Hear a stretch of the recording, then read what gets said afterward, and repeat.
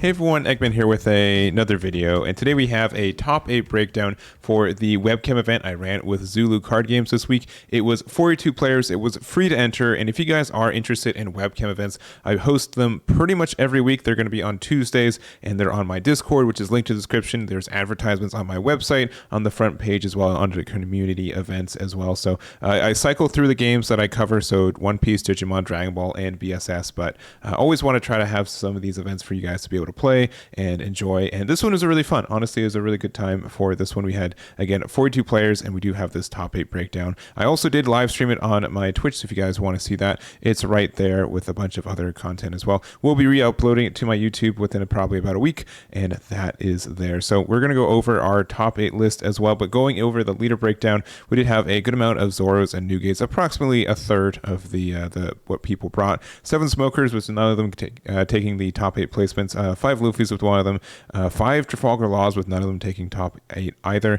Some Kinemons didn't get there, 2 Kaidos with one of them getting there, and then a bunch of what-ifs, including Garp and Doffy, which did also get into the top 8 respectively. So really interesting there. And again, top 8 is 3 Zoras, 1 Doffy, 1 Newgate, 1 Kaido, 1 Garp, and 1 Monkey D. Luffy. So honestly, pretty diverse, especially for what we're seeing. Obviously, this is a free mid-level event, 42 players, but it is kind of just interesting to see a couple of these different lists. And honestly, I saw a bunch of creative ones that I'm actually kind of happy that we get to cover on this video today. So we're going to go over the top placing list for each one of these leaders. Starting off with our first place list is the Doffy run by Juan. And I know I said that some of these are spicy. This one is mildly spicy. We do have a couple interesting cards, including a Gum Gum Rain. So this is you trash this card from your hand, your leader up to 1 of your characters gets plus 3k power during this battle.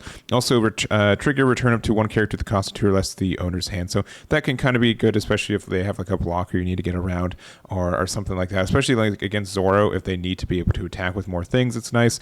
And the fact that if you think about the idea that if you need to get out of a 3k, right, if you need to get out of, like, if you're a 5k leader, your opponent hits you with a 7k, which they're pretty usually doing, it always means you have to discard 2 cards from your hand, right? So Gum Gum Rain just makes it possible. You can discard this and I don't know, like a Dracula Mihawk, for example, and they'd be able to get a 3k counter, which is actually kind of nice. So I think I honestly want to test out this card a little bit more. I think it's a good little sneaky like extra counter card a lot of the time, and can get rid of like some cards just having like no counter cost, mostly just like Love Beam and like Mihawk in this build specifically, but it can be helpful, especially if you're playing like the 1-drop Don Quixote Doflamingo card, which some people are playing in this deck. It can kind of convert that to like a 3k, which is kind of nice. So I don't know, I'm going to test it out a little bit more, but I think there is something a little bit there too.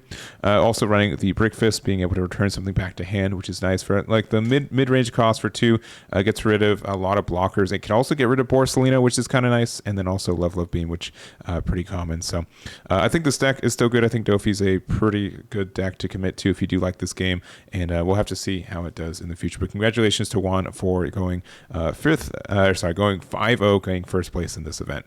Next up, we have Midcat's Zoro, and this is like the most aggro Zoro I've ever seen. I saw this list and I'm like, man, there's a lot of juice in this deck on the early game that just hopes to put enough pressure down and then kind of just see if you can finish in the end game. But we do see like a lot of the general stuff, a lot of 1-drops, but like this is a heck of a lot of 1-drops. So we're playing, I'm pretty sure they play 4 Sunnies if they had them, but like the Komochio is pretty much just a slightly worse Sunny in the fact that it's not a Straw Hat, but still just a 1-drop 3k, which is quite nice. There's also Wano Country, which maybe could work for like Trafalgar Law, but I doubt that would be that happen there.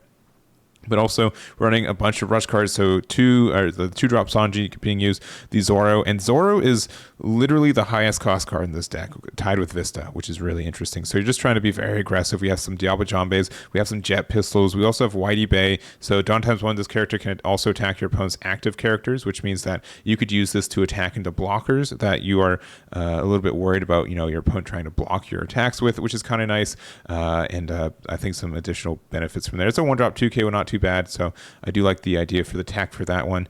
And it's, yeah, this deck is completely gas, no breaks. It sees if it gets there. If it doesn't, it loses. No defense either, just a very aggressive deck. And this is like the, I don't know, very, I need to try it out, see if it's a meme about how aggressive it is, or if it's actually legitly scary. But I could see some decks just not being able to keep up with this pressure. So congrats to second place for Mithak for their finish there. And then next up we do have Newgate. We only got one in the top 8, and it's a hybrid version. And again, the hybrid version usually has like a bottom end of 2Ks and stuff with straw hats. So we see like Nami here and a bunch of the Sanjis. We have the Monkey D. Luffy rush card. We also have like the 2K counter here, but we also have the Moby Dick, and we also have like a good end of the top end being more the Whitebeard stuff. So this is kind of like the build I like for this. You can kind of go both ways, especially depending on what you draw. You're not really dependent on seeing one item. So sometimes, like you're dependent on seeing 9-drop Newgate. If you don't find it, you're in a bad spot. And on the other end,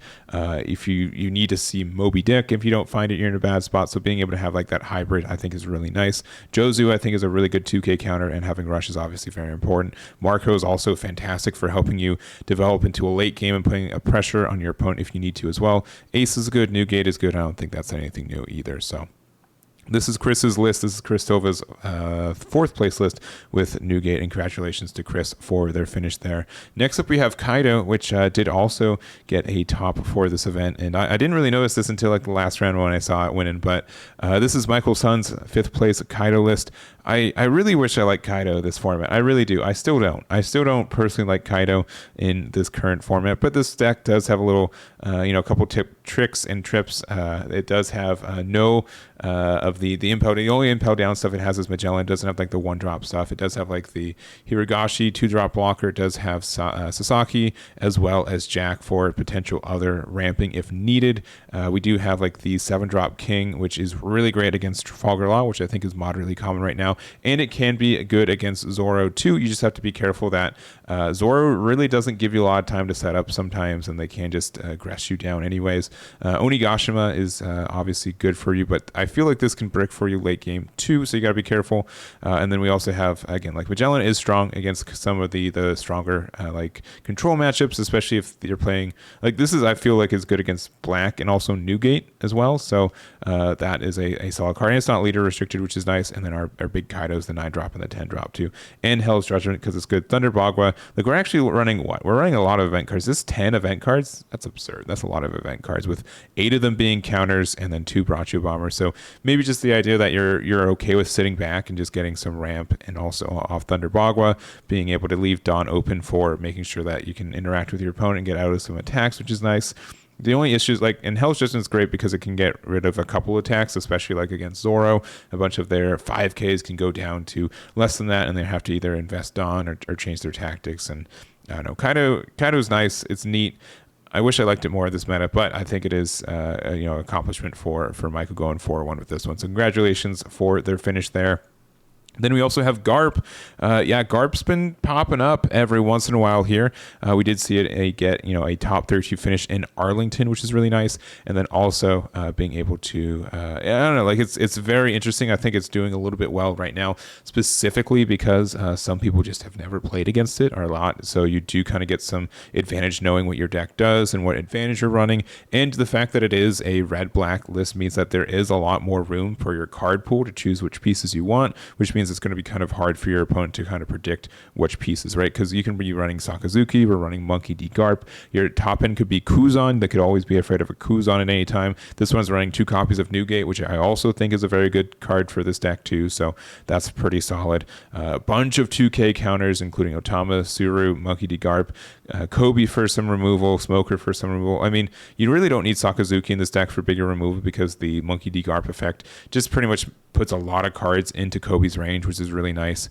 Or even itself, the 5-drop Monkey D. Garp. This card is just amazing with the leader too. You just play it, and then you can just put a bunch of Dawn underneath this, get an attack, and like it's like an Okiku in the deck, which is really neat.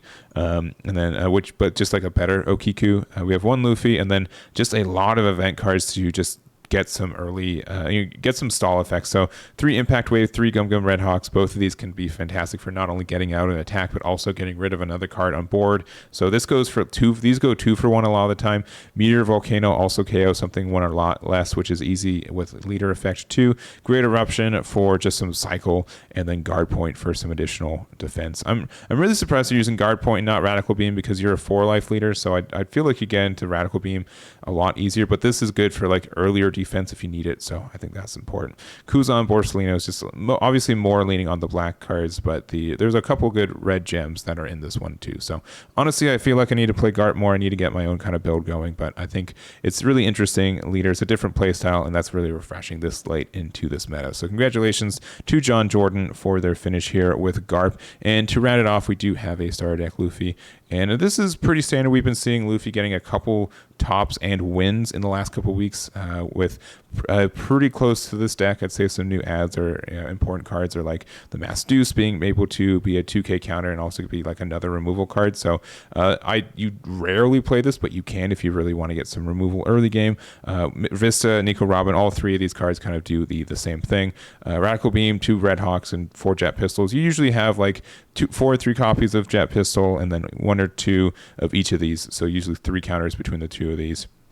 Newgate is obviously very viable in this leader, especially with your leader effect, which is great, and overall just a very strong deck right now too. So I don't think it's as good as Zoro, to be honest. I think Zoro is just more aggressive and does some good stuff. But Luffy does have, I think, a better end game, and again, can better abuse Edward Newgate with your effects. So anyways, that is the list here. And congratulations to our 8th place, Frank, for their finish. And that's going to be it for me. Thank you guys so much for watching. Again, if you guys want all these deck lists, you can use it my website, which is linked in the description, as well as every other regionals in the English meta for that. So very helpful for anyone trying to get into this game, trying to get into this meta at the tail end of it, and we'll obviously be updating it once set 3 comes out here in North America too. So that's going to be it for me. Thank you guys so much for watching. I really do appreciate it, and I'll catch you all next time.